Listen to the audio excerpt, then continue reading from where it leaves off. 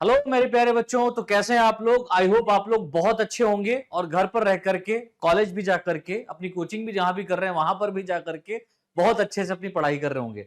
और extra knowledge के लिए जब आप घर में लेट रहे होंगे या बैठ रहे होंगे, तब आप हमारी वीडियो जब खोल करके देखते होंगे तब समझ में आपको आता होगा कि हाँ भाई, कुछ नया पढ़ने को मिला है। तो इसी लय में, इसी क्रमबद्ध फॉर्म में आप सभी से बस इतना कहना चाहूंगा कि चैनल को सब्सक्राइब करके बेल आइकन दबा लीजिए, क्योंकि यहाँ पर जो भी वीडियो लेक्चर आएगा उसका नोटिफिकेशन सबसे पहले आप लोगों का मिलेगा।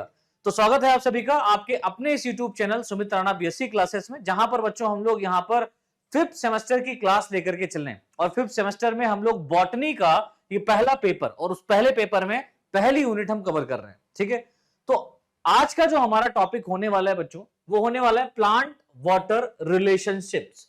ठीक है भाई, पादप और जल के बीच में क्या संबंध है, इसके विषय में एक चर्चा का विषय बनता है। अगर प्लांट को पानी ना मिले तो प्लांट्स क्या होते हैं बेटा, मुरझा जाते हैं और धीरे धीरे वो खत्म हो जाते हैं, मर जाते हैं, डेड हो जाते हैं। तो पानी का बहुत बड़ा रोल होता है प्लांट्स के अंदर। तो उसी संबंध के बारे में आज हम लोग यहां पर चर्चा करने वाले हैं। और इस पूरे पेपर में हम लोग प्लांट वाटर रिलेशनशिप में पूरी यूनिट में किस तरीके से प्लांट के अंदर वाटर ट्रांसपोर्ट होता है, किस तरीके से प्लांट्स के अंदर फूड का ट्रांसपोर्टेशन हो रहा है, गटेशन क्या है ना, ट्रांसपिरेशन क्या है, इन सभी प्रोसेस को समझने का प्रयास करेंगे। तो आज के इस लेक्चर में हम बात करेंगे प्लांट वाटर रिलेशनशिप, पौधे जल संबंध के बारे में। तो ज्यादा देरी ना करते हुए यहां पर थ्योरेटिकल पोर्शन समझते हैं। इंट्रोडक्शन हम समझते हैं कि इंट्रोडक्शन क्या कह रहा है भाई। देखिए, इंट्रोडक्शन में लिखा हुआ है कि जो प्लांट्स होते हैं वे अपनी लाइफ प्रोसेस के लिए वाटर और साथ ही, भाई जल तो है ही है ना, जल की तो जरूरत है इसको, लेकिन इसके साथ ही सॉल्यूबल मिनरल साल्ट यानी कि घुलनशील खनिज लवण। अब जल कहां है बेटा, मिट्टी में है। तो मिट्टी में बहुत सारे मिनरल्स भी है। वो मिनरल क्या होता है, प्लांट जो है ना एब्जॉर्ब करेगा with the help of water, है ना। वाटर में जब ये घुलनशील हो जाएगा मिनरल्स, तो इन मिनरल्स को भी प्लांट्स क्या करता है, यूज कर लेता है, जो उसके यूज करने योग्य होता है। सभी मिनरल्स को यूज नहीं करता, कुछ ही स्पेसिफिक मिनरल्स को ये क्या करेगा, एब्जॉर्ब करेगा। अब ये कौन करवाता है, ये जब हम आगे आपको कुछ प्रोसेस है जैसे डिफ्यूजन हो गया, ऑस्मोसिस हो गया, है ना, इन सबको जब पढ़ाएंगे तब आपको समझ में आएगी। और खासकर जब मैं आपको पढ़ाऊंगा परमेबिलिटी वाला चैप्टर, है ना, ये टॉपिक, यानी कि यहाँ पर जो परमेबिलिटी पारगम्यता है वो क्या दर्शा रही है, वो कहाँ कहाँ है, किस लेवल की है, उस पर हम चर्चा करेंगे, तो वहां पर समझ में आएगा। तो अभी हम समझते हैं कि इसके इंट्रोडक्शन में कि प्लांट अपनी लाइफ प्रोसेस यानी कि अपने जीवन को चलाने के लिए जल और साथ ही सॉल्युबल मिनरल साल्ट यानी कि घुलनशील खनिज लवणों को सॉइल से एब्जॉर्ब करते हैं। कहां से एब्जॉर्ब कर रहे हैं बेटा, भूमि से, सॉइल से एब्जॉर्ब करते हैं। ये एब्जॉर्प्शन मुख्य रूप से रूट सिस्टम द्वारा किया जाता है। अब आप सभी को पता है कि प्लांट्स में दो भाग होता है। प्लांट में कितना भाग होता है बच्चों, दो भाग होता है। तो एक जो भूमि के ऊपर वाला होता है ना, भूमि के ऊपर वाला जो होता है इसको बेटा हम लोग कहते हैं सूट सिस्टम, है ना, सभी लोगों ने पढ़ा होगा सूट सिस्टम। और जो भूमि के नीचे वाला भाग है जहां पर रूट रहता है ना, तो रूट में भी बहुत सारा स्ट्रक्चर प्रेजेंट है, रूट हेयर, है ना, बहुत सारी चीजें हैं। तो कैसे यहां पर परफॉर्म हो रहा है, रूट किस तरीके से वाटर को एब्जॉर्ब कर रही है, उसके लिए एक सिस्टम यहां पर पूरा है। एक रूट ने अपना एक पूरा सिस्टम बना रखा है, जिसी को हम लोगों ने क्या कहा बेटा, रूट सिस्टम। क्या कहा है, रूट सिस्टम। तो प्लांट में दो भाग है, एक तो सूट सिस्टम, सूट सिस्टम में बहुत कुछ आता है, जैसे स्टेम हो गया, है ना, स्टेम हो गया, और यहां से मान लो ये लीफ हो गई, है ना, स्टेम लीफ, और यहां से कोई फ्लावर निकला है, स्टेम लीफ, है ना, फ्लावर, और फ्लावर आगे चल करके आपको पता है कि क्या बनाता है बेटा, फ्रूट बनाता है, सो दैट फ्रूट, राइट। तो सूट सिस्टम में कई भाग हैं, रूट सिस्टम में कुछ ही भाग हैं। तो रूट सिस्टम क्या कर रहा है बेटा, वाटर को एब्जॉर्ब कर रहा है। इसके साथ साथ प्लांट्स जो है ना, वाटर के साथ साथ ये क्या कर रहा है बेटा, मिनरल्स को भी एब्जॉर्ब कर रहा है। तो रूट सिस्टम के द्वारा ये सारा का सारा परफॉर्म होता है, ये सारा का सारा एब्जॉर्प्शन होता है प्लांट में, ये बात याद रखना। अच्छा, जड़ों पर छोटे छोटे यूनिसेलुलर रूट हेयर पाए जाते हैं। अब जो जड़ आप देखते हैं, एक बड़ी सी जड़ है ना, लंबी सी और बड़ी सी जड़ है जो आपको दिखाई पड़ रही है भूमि के अंदर, वो एक अलग है। मतलब वो तो हमको दिखाई पड़ रही है कि केवल वही ऑब्जॉर्ब नहीं करता, लेकिन उस रूट के ऊपर आप अगर ध्यान से देखें, जैसे अगर आप कैरेट की भी बात कर लेना, तो कैरेट कैरेट मतलब गाजर, गाजर क्या है, भूमि के अंदर ही रहता है, एक टाइप का यहाँ पर सूट ही है। तो ये रूट के तरीके से काम, इसके ऊपर क्या है बेटा, इस तरीके से छोटे छोटे रोए होते हैं। या आप मूली की बात करें, मूली के ऊपर छोटे छोटे रोए पाए जा रहे हैं। ये जो रोए हैं ना बेटा, इनको हम लोग क्या कहते हैं बेटा, रूट हेयर कहते हैं। और यही रूट हेयर कैसे होते हैं बेटा, यूनिसेलुलर होते हैं, बट ये लेंथ में ज्यादा होते हैं, लंबाई में ज्यादा होते हैं, इसलिए हमको दिखाई पड़ जाता है। तो क्या है यहाँ पर, जो रूट हेयर है वो पाया जा रहा है, और ये रूट हेयर के द्वारा ही क्या होता है बेटा, वाटर को एब्जॉर्ब किया जाता है। ठीक है, देखिए लिखा हुआ है, ये रूट हेयर्स सॉइल पार्टिकल के बीच इंटर स्पेसेस में इरेगुलर तरीके से घुस जाते हैं। मतलब कोई एक तरीका नहीं है, जैसे मान लो ये सॉइल का पार्टिकल है ना, ये सॉइल पार्टिकल ऐसे, तो कोई ऐसा नहीं कि मतलब ये सीधे सीधे आएगा, नहीं, अब इरेगुलर, अब सॉइल पार्टिकल को निकल करके, है ना, क्रॉस करके घुसेगा। जैसे मान लो कि कोई रूट यहां पर आई है, इस रूट में ये रूट हेयर है, तो रूट हेयर ऐसे जाएगा, सॉइल पार्टिकल को क्रॉस करते हुए ऐसे से, है ना, सॉइल पार्टिकल के चारों तरफ रहेगा। तो क्या इरेगुलर फॉर्म में ये जो रूट हेयर है वो धसे रहते हैं। ठीक है, इंटर स्पेसेस में, सॉइल के इंटर स्पेसेस में पाए जाते हैं, धसे रहते हैं, या इरेगुलर फॉर्म में घुस जाते हैं। ये सॉइल पार्टिकल के चारों ओर वाटर की एक थिन फिल्म बनी रहती है।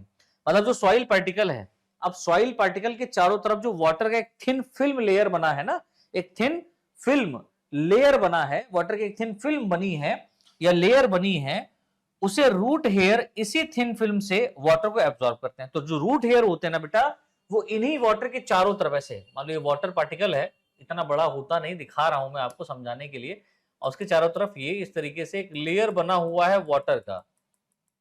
क्योंकि आप सॉइल को, आप मॉइस्ट सॉइल को लेते हैं, है ना, नम सॉइल को अगर लेते हैं तो वो हल्की सी कैसी होती है, बड़ा नम होती है, तो उसमें पानी की मात्रा होती है। अब उसी पानी से, वही जो पानी जो है ना सॉइल में घुला हुआ है, उस सॉइल से, उस सॉइल के पार्टिकल से वाटर को एब्जॉर्ब कर लेता है कौन, रूट हेयर, जिससे हमेशा प्लांट क्या रहता है, जीवित रहता है ना।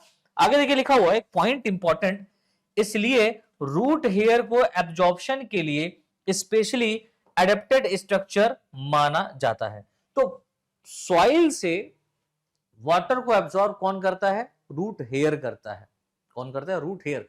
रूट नहीं करती, डायरेक्ट रूट एब्जॉर्ब नहीं कर सकता वाटर को। जो रूट बड़ी सी मोटी सी हमको दिखाई पड़ रही है, लंबी सी शाखा जा रही है, वो एब्जॉर्ब नहीं करती, लेकिन उसके ऊपर छोटे छोटे छोटे छोटे रोए लाइक स्ट्रक्चर जो एक कोशिकीय संरचना के रूप में पाए जा रहे हैं, जिनको रूट हेयर कह रहे हैं, ये क्या करते हैं, वाटर को एब्जॉर्ब करते हैं। कहां से बेटा, सॉइल पार्टिकल से। अब हर प्रकार का वाटर सॉइल पार्टिकल से एब्जॉर्ब भी नहीं किया, मतलब प्रकार का मतलब वाटर भी कई प्रकार का यहां पर हो गया।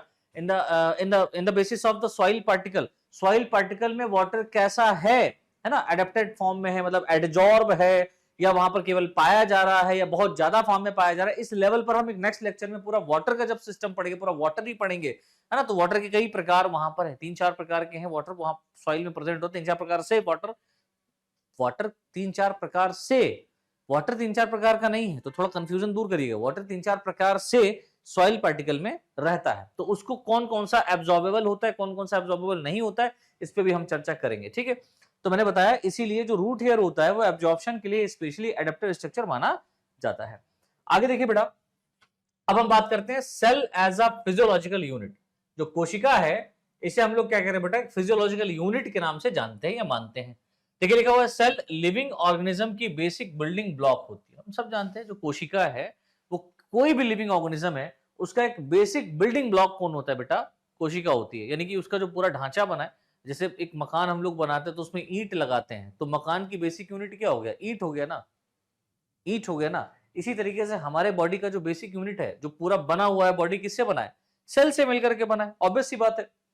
तो क्या हो जाएगा हमारा बेसिक बिल्डिंग, सेल हो जाएगा। ठीक है, आगे देखिए लिखा हुआ है, किसी ऑर्गेनिज्म का पूरा बॉडी केवल एक सिंगल सेल से बना हो सकता है। अब देखो यहां पर कुछ खास बात बताएगी, कोई मैंने पढ़ाया है ना प्रीवियस क्लासेस में भी, आप लोग जब लोअर नॉन कॉर्डेट्स की अगर आप बात करें या कॉर्डेट की बात करें, है ना, तो वहां पर आपने देखा है कि कुछ ऐसे भी ऑर्गेनिज्म होते हैं बच्चों, जो केवल एक कोशिका से ही बने हैं। यानी उस एक कोशिका के अंदर तमाम प्रकार की जो मेटाबॉलिक एक्टिविटी हो रही है, वो उसी में प्रेजेंट हो रही है, उसी में परफॉर्म हो रही है। और ऐसे ऑर्गेनिजम्स का नाम भी आपको पता है, जैसे अमीबा हो गया, है ना, या आपने पढ़ा होगा पैरामीशियम। पढ़ा है कि नहीं पढ़ा है, नहीं पढ़ा तो कोई बात नहीं, आगे पढ़ाऊंगा। पैरामीशियम, आपने प्लाज्मोडियम भी पढ़ा होगा, प्लाज्मोडियम, है ना। ये सब क्या है बेटा, यूनिसेलुलर। और एक और है भैया, यूग्लिना, इसे क्यों बोल लो, यूग्लिना, डाइटम, ये सब क्या है बेटा, ये सब यूनिसेलुलर ऑर्गेनिजम्स हैं, है ना। तो मैंने क्या बताया कि किसी ऑर्गेनिज्म का पूरा जो बॉडी होता है वो केवल एक सिंगल सेल से बना हो सकता है, जैसे अमीबा, पैरामीशियम, प्लाज्मोडियम, यूग्लिना, या फिर कई कोशिकाओं से मिलकर के ऑर्गेनाइज तरीके से बॉडी बनाते हैं, कई तरीकों से मिलकर के। मैंने क्या बताया, कई सेल मिल करके ऑर्गेनाइज तरीके से एक पूरे बॉडी का फॉर्मेशन करते हैं। जैसे अपनी बॉडी की बात करें तो हाथ अलग है, आंख अलग है, नाक अलग है, कान अलग है, मुंह अलग है, पेट अलग है, इंटेस्टाइन अलग है, हार्ट अलग है, किडनी अलग है, सब देखो हर एक तरीके का ऑर्गन पाया जा रहा है। तो हर एक तरीके के ऑर्गन में अलग अलग प्रकार की कोशिकाएं यहाँ पर मिल करके क्या कर रहे हैं, एक ऑर्गेनाइज फॉर्म में बॉडी बनाती है। जैसे हम प्लांट्स की बात करें या अपनी आप बात करो, है ना, पौधों की बात करो या मनुष्य की बात करो। अब हम बात करते हैं डिस्कवरी एंड सेल थ्योरी।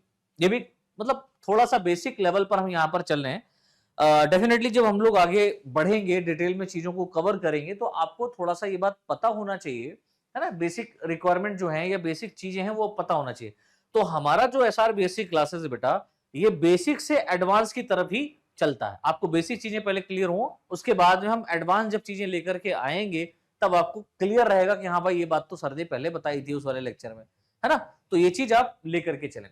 तो सभी लोग जानते हैं discovery and cell theory. Cell theory किसने दी, स्लीडन एंड शॉन ने दी, वही बात करनी है यहाँ पर। ठीक है, लगभग 200 साल पहले बायोलॉजिस्ट ने समझा कि सेल ही जीवन की मूल इकाई है। मतलब ये बात बहुत पहले पता चल चुकी थी हमें, 200 साल पहले मालूम चल गई थी कि हमारे बॉडी का जो स्ट्रक्चरल एंड फंक्शनल यूनिट है वो कौन है बेटा, कोशिका है। इसी कॉन्सेप्ट को समझाने के लिए सेल थ्योरी यानी कोशिका सिद्धांत दिया गया था, जिसे जर्मन साइंटिस्ट स्लीडन और शॉन ने मिलकर के प्रस्तावित किया था। जर्मन साइंटिस्ट स्लीडन और शॉन ने क्या किया था बेटा, मिलकर के प्रस्तावित किया था। अच्छा, सेल थ्योरी के अंतर्गत क्या खास बातें दी गई थी, है ना, आइडियाज ऑफ सेल थ्योरी क्या थे। देखिए, इन्होंने बोला कि जितनी भी सजीव कोशिकाएं होती हैं और उनके द्वारा बनाए गए जो प्रोडक्ट होते हैं, प्रोडक्ट से बने होते हैं, मतलब सभी सजीव कोशिकाओं और उनके द्वारा बनाए गए प्रोडक्ट से बने होते हैं, है ना। All living beings are composed of cell and the product they make, है ना। सभी सजीव किससे बने बेटा, कोशिकाओं से बने, और ये कोशिकाएं क्या कर रही हैं बेटा, प्रोडक्ट बनाती हैं। दूसरा, सभी कोशिकाओं की संरचना और संगठन में काफी समानता होती है। Means all cells have considerable similarities in structure and composition. जीवित रहने के लिए आवश्यक सभी फंक्शंस कोशिकाएं ही करती हैं, है ना। जितने भी आवश्यक, जितने भी रिक्वायर्ड फंक्शन है जो लिविंग रह सकते हैं, जैसे एनर्जी बनाना, हार्मोन्स बनाना, है ना, एंजाइम्स को प्रोड्यूस करना, प्रोटीन बनाना, ये सब कौन कर रहा है, ये सब सेल के अंदर ही हो रहा है। ठीक है, और ये सारी एक्टिविटीज, ये जो सारी चीजें मैंने बोली, ये सब हमारे बॉडी के लिए रिक्वायर्ड है। मतलब यूनिवर्सल ट्रुथ वाला लगा दो चिन्ह कि भैया ये चीज तो बनती है और ये बनेगी, नहीं बनेगी तो कुछ ना कुछ डेफिनेटली बॉडी के अंदर गड़बड़ होगा, है ना। तो जीवित रहने के लिए आवश्यक सभी क्रियाएं, है ना, या आवश्यक सभी कार्य कोशिकाएं ही करती हैं। ठीक है, और इन्होंने बताया कि नई कोशिकाएं केवल पुरानी कोशिकाओं से ही उत्पन्न होती हैं। That means new cell arise only from old cell. ठीक है, या प्री एग्जिस्टिंग सेल। तो ये सेल थ्योरी के कुछ मेन कॉन्सेप्ट थे जो आपको पता होने चाहिए। अच्छा, अब हम बात करते हैं कि जो प्लांट सेल है यानी कि पादप कोशिका है और उसका जो प्रोटोप्लास्ट है, मैंने प्रोटोप्लाज्म की बात नहीं की, मैंने क्या बोला, प्रोटोप्लास्ट है। तो पादप कोशिका और प्रोटोप्लास्ट क्या है इस पर चर्चा करते हैं। तो देखिए लिखा हुआ प्लांट सेल में दो मुख्य कंपोनेंट्स पाए जाते हैं, मेनली दो कंपोनेंट्स हैं, एक तो सेल वॉल होता है बेटा, दूसरा प्रोटोप्लास्ट होता है। प्रोटोप्लास्ट क्या होता है मैं आपको बता दूं, जिसमें सेल मेम्ब्रेन, है ना, सेल मेम्ब्रेन प्लस इसके साथ साथ क्या बेटा, सेल मेम्ब्रेन प्लस प्रोटोप्लाज्म रहता है। अब प्रोटोप्लाज्म में दो चीज होता है, आपको बता दूं, एक तो साइटोप्लाज्म रहता है, दूसरा यहां पर न्यूक्लियस होता है। जब न्यूक्लियस और साइटोप्लाज्म आपस में कैरी किया जाएगा या बोला जाएगा तो उसको प्रोटोप्लाज्म कहते हैं। क्या कहते हैं बेटा, प्रोटोप्लाज्म। और सेल मेम्ब्रेन जब इसमें मिल जाता है तो ये दोनों, है ना, प्रोटोप्लाज्म और सेल मेम्ब्रेन मिल करके क्या कहलाता है बेटा, प्रोटोप्लास्ट कहलाता है। मैंने क्या बोला? प्रोटोप्लास्ट। ठीक है ना? तो ये थोड़ा सा बेसिक नॉलेज है, इसको आपको पता होना चाहिए। तो सेल वॉल क्या है? ये कैसी होती है बेटा? रिजिड होती है, खुरदुरी होती है, आउटर कवरिंग होती है। ठीक है, सेल के जो प्लांट सेल है, इस प्लांट सेल की आउटर कवरिंग कैसी होती है बेटा? रिजिड होती है ना? रिजिड होती है, जो कोशिका को शेप और सपोर्ट देती है ना? ये जो कोशिका है इस प्लांट सेल का, आपने देखा होगा प्लांट की कोशिका, प्लांट अगर आप देखें तो लंबे लंबे होते हैं, तो उनका जो शेप दिया है वो इसी सेल वॉल ने दिया है। ये अगर खड़े हैं, लचपचे नहीं है, उसके पीछे रीजन क्या है? सेल वॉल, क्योंकि ये रिजिड है और ठोस भी होती है बेटा। प्रोटोप्लास्ट की बात करें तो ये सेल वॉल के अंदर का जीवित हिस्सा होता है। प्रोटोप्लास्ट क्या होता है? सेल वॉल के अंदर का, लाइक पूरा का पूरा सेल मेम्ब्रेन, साइटोप्लाज्म, न्यूक्लियस सब मिलकर के, है ना, जीवित हिस्सा होता है। इसमें प्लाज्मा मेम्ब्रेन और साइटोप्लाज्म दोनों शामिल होते हैं। प्लाज्मा मेम्ब्रेन और साइटोप्लाज्म, साइटोप्लाज्म ना कहकर अगर आप प्रोटोप्लाज्म को तो ज्यादा बेहतर होगा मेरे हिसाब से, है ना? तो प्लाज्मा मेम्ब्रेन और प्रोटोप्लाज्म दोनों शामिल होते हैं। सरल शब्दों में अगर आप बात करें तो protoplast is equal to plasma membrane plus protoplasm. Protoplast क्या है? Plasma membrane plus protoplasm. Plasma membrane plus protoplasm is known as protoplast, right? अब हम नेक्स्ट बात करते हैं protoplasm and compartment of plant cell. भाई प्रोटोप्लाज्म क्या है और सेल के अंदर कौन कौन से कंपार्टमेंट बने हैं, है ना, ये पाए जा रहे हैं, उसकी हम चर्चा करेंगे थोड़ी सी। तो हम सबसे पहले बात करते हैं प्रोटोप्लाज्म की। तो देखिए लिखा हुआ है प्रोटोप्लाज्म का अर्थ है सेल का लिविंग कंटेंट। प्रोटोप्लाज्म का मतलब क्या है? सेल का वह लिविंग कंटेंट, यानी वह भाग जो जीवित कार्य करता है, जो लिविंग एक्टिविटीज को करता है। इनमें दो मुख्य कंपोनेंट शामिल होते हैं, जिसे साइटोप्लाज्म और न्यूक्लियस कहते हैं, है ना? कोशिका द्रव्य और केंद्रक कहते हैं। न्यूक्लियस को क्या कहते हैं बेटा? केंद्रक, याद रखना, केंद्रक। और ये क्या है? कोशिका द्रव्य, सभी ने पढ़ा है। देखिए एक नोट पॉइंट लिखा है कि प्रोटोप्लाज्म को साइंटिस्ट ने फिजिकल बेसिस ऑफ लाइफ भी कहा है। तो प्रोटोप्लाज्म क्या है? It is the physical basis of life, है ना, जीवन का एक आधार, है ना। फिजिकल आधार कौन है बेटा? प्रोटोप्लास्ट है। अब हम कंपार्टमेंट की बात कर लेते हैं of plant cell. Plant cell में कौन कौन से कंपार्टमेंट पाए जा रहे हैं? तो देखिए सामान्यतः एक प्लांट सेल में 3 कंपार्टमेंट पाए जाते हैं। एक प्लांट सेल 3 कंपार्टमेंट से मिलकर के बनी होती है। सबसे पहला बेटा हमारा कौन है? वैक्यूल, है ना, रिक्तिका। दूसरा हमारा है प्रोटोप्लाज्म और तीसरा हमारा है सेल वॉल, जो कि सेल वॉल पहले होना चाहिए थे। चलो मैं ऐसे पढ़ाता हूं। सबसे पहले हमारा कौन है बेटा? सेल वॉल, ठीक है। कोशिका भित्ति, कोशिका भित्ति, है ना। तो कोशिका भित्ति क्या कह रही है? ये रिजिड आउटर कवरिंग होती है जो सेलुलोज से बनी होती है। प्लांट के, अब जाहिर सी बात याद रखना, प्लांट का जो सेल वॉल होता है वो सेलुलोज से मिलकर के बना होता है। ये सेल को सपोर्ट और डेफिनेट शेप देती है। भाई सीधी सी बात है, इसका एक मेन काम होता है क्या? प्लांट सेल को या प्लांट को सपोर्ट देना, है ना, और एक डेफिनेट शेप देना। इसके अलावा प्लांट सेल को प्रोटेक्ट भी करना होता है ना। इसका मेन फंक्शन प्रोटेक्शन में भी होता है बेटा, है ना, प्रोटेक्शन देना, प्लांट सेल को प्रोटेक्शन देना, क्योंकि सेल वॉल रिजिड है। दूसरा हमारा है बेटा प्रोटोप्लाज्म, है ना, प्रोटोप्लाज्म। ये क्या कहता है कि सेल का लिविंग भाग है जिसमें साइटोप्लाज्म और न्यूक्लियस होते हैं। इसमें सभी मेटाबॉलिक एक्टिविटीज पाई जाती हैं, यानी सभी उपापचयिक क्रियाएं, है ना, सभी उपापचयिक क्रियाएं होती हैं। चाहे आप सेलुलर रेस्पिरेशन की बात करें, है ना, सेलुलर रेस्पिरेशन में क्या होगा? ग्लूकोज पार्टिकल को तोड़ा जाएगा, यानी एटीपी का फॉर्मेशन होगा कि नहीं होगा। चाहे आप एंजाइम फॉर्मेशन की बात करें, सेल के अंदर ही होगा। चाहे आप प्रोटीन फॉर्मेशन की बात करें, सेल के अंदर ही होगा, है ना। जितनी भी तमाम प्रकार की एक्टिविटीज पाई जा रही हैं, मेटाबॉलिक एक्टिविटीज पाई जा रही हैं, वो एक कोशिका के अंदर ही होती है। और वो कहां होती है बेटा? साइटोप्लाज्म में होती है, न्यूक्लियस में सपोर्ट करता है। तीसरा भाग हमारा जो यहां पर है बेटा वो है वैक्यूल, जिसको रिक्तिका भी कहते हैं। क्या कहते हैं बेटा? रिक्तिकाएं, है ना। वैक्यूल क्या कहता है? देखो वैक्यूल एक बड़ा फ्लूइड फिल्ड कैविटी है। ये एक प्रकार की क्या बेटा? कैविटी है, गुहा है ना। और इसमें क्या भरा रहता है? फ्लूइड भरा रहता है। तो वैक्यूल जो होता है प्लांट सेल में फ्लूइड। अब इसमें फ्लूइड कैसा है? ऑब्वियसली बात है वाटर क्या होगा यहाँ पर भरा रहेगा, जिसमें क्या क्या होता है बेटा, वाटर होता है, साल्ट होता है, सुगर होता है ना, और कुछ पिगमेंट भी पाए जाते हैं। तो वैक्यूल के अंदर क्या क्या हो गया, वाटर, साल्ट, है ना, वाटर हो गया, साल्ट हो गया, सुगर मॉलिक्यूल भी हो गए, है ना, और क्या मिलेगा आपको यहाँ पर, पिगमेंट सेल भी पाए जा रहे हैं जो वाटर को या सॉरी जो प्लांट के अंदर फ्रूट को एज वेल एज आप फ्लावर की बात करें उनको एक कलर प्रोवाइड करता है ना, रंग बिरंगा बनाता है। क्यों ऐसा, क्यों प्लांट खूबसूरत होते हैं, ऐसा क्यों? एक सवाल आपके लिए है, कमेंट सेक्शन में आप लोग बताइएगा कि फ्रूट जो होता है शुरू में ग्रीन होता है, बाद में वो कलर्ड हो जाता है, या फ्लावर जो होते हैं वो कलर क्यों होते हैं, है ना, फ्लावर में कलर क्यों होती, कलरिंग क्यों होती है, इसका जवाब आप लोग मुझे कमेंट्स करके जरूर बताएं।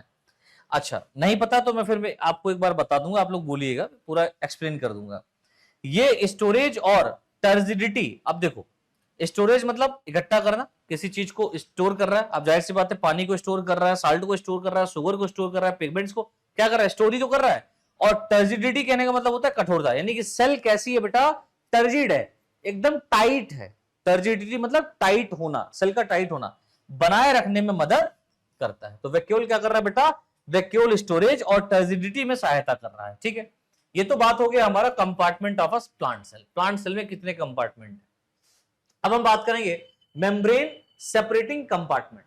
जो मेम्ब्रेन सेपरेटिंग कंपार्टमेंट है, एक सेल के अंदर, एक प्लांट सेल के अंदर जो डिफरेंट टाइप के ऑर्गन पाए जा रहे हैं, सॉरी ऑर्गेनेल्स पाए जा रहे हैं, ऑर्गन नहीं, ऑर्गेनेल्स पाए जा रहे हैं, उन ऑर्गेनेल्स के चारों तरफ एक लेयर भी पाई जा रही है ना, एक मेम्ब्रेन भी पाई जा रही है, जिसकी वजह से वो एक कंपार्टमेंट के रूप में अलग ही पाया जा रहा है। तो वो कौन कौन सा है? तो सबसे पहले हम यहां पर बात करेंगे टोनोप्लास्ट। टोनोप्लास्ट क्या है? एक्चुअल में जो वैक्यूल होती है बेटा, मान लो ये वैक्यूल है, इस वैक्यूल के चारों तरफ एक इस टाइप से मेम्ब्रेन पाई जा रही है, एक अलग से एक्स्ट्रा थिन मेम्ब्रेन पाई जा रही है, and this membrane is called as tonoplast. ठीक है, तो लिखा हुआ ये वैक्यूल और प्रोटोप्लाज्म के बीच पाई जाने वाली मेम्ब्रेन होती है, यानी वैक्यूल को भी सेपरेट कर रही है, और जो वहां पर साइटोप्लाज्म है ना, उसको भी सेपरेट, या प्रोटोप्लाज्म उसको भी सेपरेट कर, न्यूक्लियस में इंक्लूडेड है। दूसरा हमारा है बेटा प्लाज्मा मेम्ब्रेन, ये भी कंपार्टमेंट का ही काम कर रही है। क्या? प्रोटोप्लाज्म और सेल वॉल के बीच होती है, सेल वॉल ऊपर है। अब देखो अगर आप प्लांट सेल देखें कुछ इस तरीके से, है ना, लाइक दिस, है ना, और इसके अंदर क्या भरा है, साइटोप्लाज्म। तो अंदर की तरफ, मैं साइटोप्लाज्म ना कहेंगे, प्रोटोप्लाज्म को वो ज्यादा अच्छा है, अंदर की तरफ प्रोटोप्लाज्म है कि नहीं है, बाहर की तरफ सेल वॉल है, बिल्कुल है, और बीच में क्या है बेटा, सेल मेम्ब्रेन है। तो सेल मेम्ब्रेन है, प्लाज्मा मेम्ब्रेन, ये प्रोटोप्लाज्म, ये पूरा न्यूक्लियस भी है यहाँ पर, प्रोटोप्लाज्म एंड मैंने बोल दिया, ये क्या है बेटा, प्रोटोप्लाज्म, प्रोटोप्लाज्म और सेल वॉल के बीच में पाई जा रही है। देखो सेंटर में कि नहीं बेटा, बीच में कि नहीं है, बिल्कुल है। Plasma membrane is a selectively permeable, है ना, प्लाज्मा मेम्ब्रेन क्या है बेटा, एक सेलेक्टिवली परमिएबल, मतलब अर्ध पारगम्य में झिल्ली है। प्लाज्मा मेम्ब्रेन क्या है बेटा, एक अर्ध पारगम्य में झिल्ली है, यानी यह कुछ मॉलिक्यूल्स को अंदर बाहर जाने देती है और कुछ को रोकती है। ये सभी मॉलिक्यूल्स को मुंह उठा करके सेल के अंदर नहीं जाने देती। जैसे आप लोग जानते हैं, आपके घर में वही लोग आ सकते हैं जो आपके रिश्तेदार हैं, आपके जानने वाले हैं।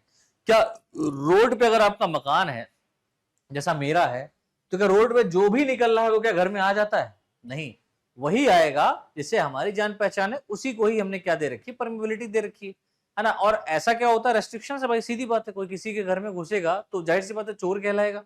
तो आप क्यों ही किसी के घर में जाएंगे? आप जाएंगे तो उसी घर में ना जहां पर आपकी जान पहचान है, जानने वाले हैं, रिश्तेदार हैं, बुआ है, फूफा है, नाना है, नानी है, वहीं तो जाएंगे, दूसरी जगह थोड़ी जाएंगे भाई, वहीं जाएंगे ना। तो यहां पर भी सेल के अंदर वही मॉलिक्यूल जा सकता है जो सेल के अंदर रिक्वायर्ड है, जो जरूरी है। जरूरी नहीं है तो नहीं जाएगा।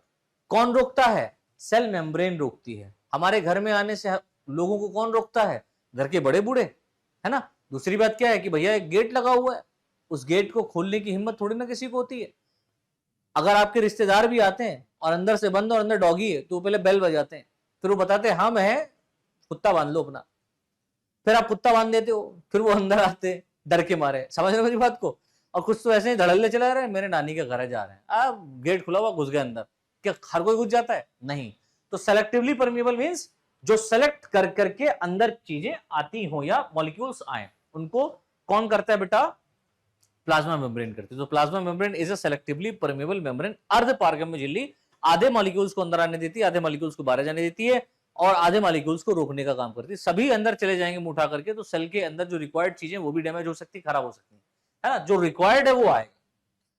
आगे देखिए लिखा हुआ है यह प्रोटीन और लिपिड मॉलिक्यूल से बनी होती है। प्लाज्मा मेम्ब्रेन किसकी बनी है? प्रोटीन और लिपिड से बनी है। प्लाज्मा मेम्ब्रेन सेल के अंदर और बाहर मटेरियल एक्सचेंज को रेगुलेट करती है। अब जाहिर सी बात है ये बैठी हुई है डंडा लेकर के, है ना। सेल के अंदर कौन आएगा, सेल के बाहर कौन जाएगा, इस चीज को ये क्या करती है बेटा? रेगुलेट करती है, चीजों को देखती है, देखभाल करती है। इसके बाद में एक और यहां पर बेटा कंपार्टमेंट बनता है जिसको हम लोग बोलते हैं प्लाज्मोडेस्मेटा। ये क्या होता है? देखो लिखा हुआ है ये साइटोप्लाज्म स्ट्रैंड है जो एक सेल के प्रोटोप्लाज्म को दूसरे सेल के या दूसरे सेल से कनेक्ट करते हैं। जैसे मान लो ये एक सेल है, ठीक है, इसके अंदर प्लाज्मा मेम्ब्रेन है और एक सेल यहां पर पाई जा रही है लाइक दिस। तो ये तो बेटा सेल वॉल हो गया। ये क्या हो गया? Cell wall. ये प्लाज्मा मेम्ब्रेन हो गया। ये क्या हो गया बेटा? Plasma membrane. अब ये ए सेल और बी सेल के बीच वाला जो स्पेस है यहां पर इस तरीके से एक और मेम्ब्रेन पाई जाएगी जिसको हम लोग प्लाज्मोडेस्मेटा के नाम से जानते हैं। इसी को हम क्या कहते हैं बेटा? प्लाज्मोडेस्मेटा। तो ये साइटोप्लाज्मिक स्ट्रैंड होता है। क्या होता है बेटा? साइटोप्लाज्मिक स्ट्रैंड होता है जो कि सेल के प्रोटोप्लाज्म को दूर करता है, दो सेल के प्रोटोप्लाज्म को अलग करता है, सेपरेट करता है। अच्छा नेक्स्ट पॉइंट देखते हैं, वाटर कंटेंट इन प्रोटोप्लाज्म। भाई वाटर का जो कंटेंट है प्रोटोप्लाज्म के अंदर वो कैसा है ना। तो देखिए लिखा हुआ है वाटर प्रोटोप्लाज्म का सबसे महत्वपूर्ण कंपोनेंट होता है, घटक होता है। क्या होता है बेटा? मैं घटक कहने का मतलब यहां पर कंपोनेंट की बात हो रही, कंपोनेंट होता है ना। वाटर है तभी सारी चीजें हैं। एक्टिव प्रोटोप्लाज्म में वाटर की मात्रा लगभग 90% तक हो सकती है। एक जो एक्टिव प्रोटोप्लाज्म का मतलब जिस सेल के अंदर मेटाबॉलिक एक्टिविटी हो रही है वो एक एक्टिव सेल कहलाएगी और उस एक्टिव सेल के अंदर 90% तक पानी क्या रहता है बेटा? भरा रहता है। मतलब 90% वाटर, बाकी 10% अदर मटेरियल, है ना। हाइड्रोफाइट्स की अगर आप बात करें, यानी कि जल वनस्पतियों जो पानी के अंदर रहते हैं, इनमें यह मात्रा और भी अधिक हो सकती है, 90 से भी ऊपर हो सकती है। और ड्राई सीड की अगर आप बात करें तो ड्राई सीड मतलब सूखे जो स्थानों पर पाए जाने वाले प्लांट्स हैं, तो ड्राई सीड्स में प्रोटोप्लाज्म इनएक्टिव रहता है। प्रोटोप्लाज्म एक्टिव ही नहीं रहता, इनएक्टिव रहता है और वाटर की मात्रा बहुत कम होती है, अप्रोक्सीमेटली 10% से भी कम, यानी 10% से भी कम पानी की मात्रा होती है। और ऐसे सीड को जर्मिनेट करने के लिए जब इसका फेवरेबल कंडीशन आता है, क्या आता है बेटा? Favourable condition. फेवरेबल कंडीशन बोले तो पानी जब होगा, पानी जब होगा तब ये क्या करेगा बेटा? जर्मिनेट करेगा। लेकिन उससे पहले क्या रहेगा बेटा?